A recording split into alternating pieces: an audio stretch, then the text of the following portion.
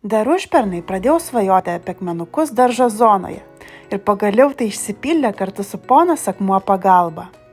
Neneigsiu, darbo buvo daug ir sunkaus. Pirmiausia, reikėjo nuimti velėną, sodas senas, todėl šaknis dar labiau visko apsunkino. Pasirinkome netiesią agrotekstilės, kas sukėlė daug diskusijų, tačiau toks būdas yra dažnai praktikuojamas norint natūralesnio, kaimiško bei tvaresnio rezultato. Tvirtinau tik bortelius, kurie sulaiko akmenėlius nuo byrėjimo į žolę. Esant poreikiui, daugiausia vaikščiojimo sezonuose visuomet galėsiu išdėlioti akmens plokščias. Beje, aš visai nesigaudžiau frakcijose, todėl nusiuntus inspiracinės nuotraukas ponas Akmuo komandai, jie išrinko žvirgždą ir rezultatas gavosi būtent toks, apie kokį ir svajojau.